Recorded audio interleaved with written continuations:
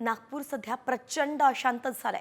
औरंगजेब कबरीच्या वादावरून पेटलेल्या नागपुरात सध्या तणावपूर्ण शांतता आहे। शहरात पोलिसांचा तगडा बंदोबस्त सुद्धा ठेवण्यात आलाय। तर नागपूर शहरातील परिमंडळ 3, 4 आणि 5 मधील अनेक भागांमध्ये संचारबंदी लागू करण्यात आली आहे। रात्री पोलिसांनी कोम्बिंग ऑपरेशन करत काही जणांना ताब्यात सुद्धा घेतलंय। काल महाल परिसरामध्ये 2 गटांमध्ये आधी दगडफेक झाली आणि त्यानंतर जाळपोळ करण्यात आली होती। या दगडफेकीत पोलीस आणि अग्निशमन दलाचे काही जवान सुद्धा जखमी झाले। पोलिसांनी जमावाला पांगवण्यासाठी अश्रुधुराचे नळकांडीनंतर फोडले।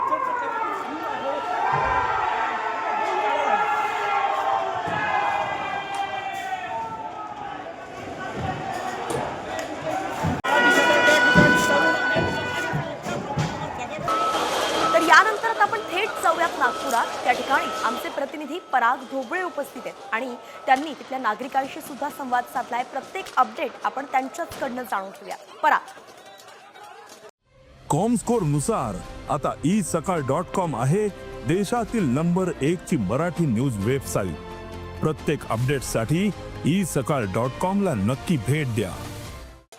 नागपुरातील महाल परिसरामध्ये काल मोठ्या प्रमाणात जाळपोळ आणि तोडफोड झाली। या बाजूने पाहू शकतो की खरं तर मुख्य रस्त्यातून जेव्हा जमाव आतमध्ये आला होता त्या ठिकाणी कार रस्त्यावर उभी आहे ती जाळण्यात आली होती। त्याचबरोबर या बुळीमध्ये काय अनेक गाड्या ज्या आहेत त्याची तोडफोड झालेली आहे। स्थानिक नागरिक इथं आहे, हे सगळे दृश्य त्यांनी पाहिलेले आहे डोळ्यासमोर। एक तणावपूर्ण भीतीची परिस्थिती होती। काय नेमकं घडलं, कोण आलं होतं असं वाटतं? मजमा होता, 400-500 लोकांचा मजमा आला एक साथ। त्यांनी दगड वगैरे सगळं सोबत होते, त्यांच्याकडे पेट्रोल बॉम्ब सुद्धा होता। ती गाडी सुद्धा त्यांनी तशीच जाळली आहे। ती पेशणे म्हणून आहे, त्यांची गाडी आहे। त्यांची किती वेळात ती गाडी जाळली? म्हणजे सगळ्या तयारीने लोक आले होते? पूर्ण तयारी। किती लोकांचा जमा होता? काय परिस्थिती होती? काय शिवीगाळ करत होते? काय करत होते? तसंच शिवीगाळ तर चालूच होती ना त्यांची। तोंडाला काही बांधून होते? हो, दुपट्टे बांधून होते। नक्कीच ज्या पद्धतीनं भीतीदायक परिस्थिती होती, कशा पद्धतीनं या ठिकाणाहून जमाव गेलेला आहे। काही सेकंदात गाडी जाळली म्हणजे प्री प्लॅन होतं, कुठेतरी पेट्रोल त्यांच्याकडे होतं। ते धावत आले, 200-250 लोक होते इथला। तिथे आम्ही आपल्या घरी गेलो, पण ते त्यांच्या हातामध्ये सगळ्या लाठ्या होत्या, दगड होते मोठे, काही असे बॉम्ब सारखे होते छोटे, ते फेकले की असे फुटायचे ते, आणि कुऱ्हाड पण होते, सगळंच होतं त्यांच्यात। तर सगळं भीतीचं वातावरण आताही नाही आहे। या भागांमध्ये मला वाटते मोठ्या प्रमाणात कारची तोडफोड झाली। एक कार जाळून टाकली, काही अजूनही फुटले। माझी कार तोडली, पूर्ण तोडली। ही कार आहे, जाळली आहे कार। त्याच्यात एवढे मोठे दगड आहे, दुचाकी तोडल्या, दुचाकी तोडल्या, तोडून टाकल्या। काय होती म्हणजे त्यांच्या काय राग वाटत होता का अशा पद्धतीने तोडतात? काय माहिती, पण ते पूर्ण त्यांच्या एक प्रकारचा गुस्सा असा वाटत होता, पण ते काही दंगली ते चुकीचं होतं जे काही आहे। आणि खूप लोक होते, ते 200-250 लोक एकदम धावून आले। कुठेतरी पोलिसांचा त्यावेळेस जे बंदोबस्त होता तो कमी पडला, त्यामुळे सगळे पोलीस होते ना, पोलीस होते, 4-5 पोलीस होते। त्यांच्यावरही मारलं ना त्यांनाही घायल केलं। त्या लोकांना पोलिसांनाही घायल केलंय।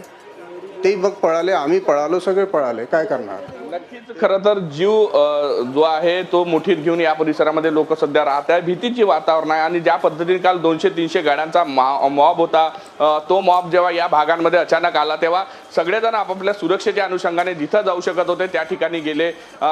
खरं तर मुख्य रस्त्यांपासून हे अशाच गल्लीबोळांचा फायदा घेऊन काल जे होतं ते आंदोलक आणि समाजकंटकांचं जे होतं फावलं होतं, त्याचाच फायदा जो आहे तो घेताना दिसला आणि गल्ल्यांमध्ये घुसले। तेव्हा गल्ल्यांमध्ये मिळेल ते साहित्य घेऊन तोडफोड करण्यात आली, कार जाळण्यात आली, अनेक कार जे आहेत अशा पद्धतीने फोडण्यात आल्या आणि हीच परिस्थिती जी आहे काल रात्री होती। त्यामुळे आताही लोकांमध्ये कुठेतरी भीतीचं वातावरण पाहायला मिळते आहे। मुख्य रस्त्यांवर जरी शांतता दिसत असली तरी आतमध्ये गल्लीबोळ्यांमध्ये ज्यांनी ही तोडफोड पाहिली, मॉब पाहिला, त्यांनी सांगितलंय का नक्कीच जे सगळे येणारे होते ते तयारीत होते, कारण की ज्या पद्धतीचे त्यांच्यापाशी अवजारं होते किंवा गोटमार करण्यासाठी हातात गोटे होते, नक्कीच सगळे तयार होते, चेहऱ्यावर बांधून होते। अशा पद्धतीचा सुद्धा आरोप जो आहे तो स्थानिक नागरिकांनी केलेला आहे।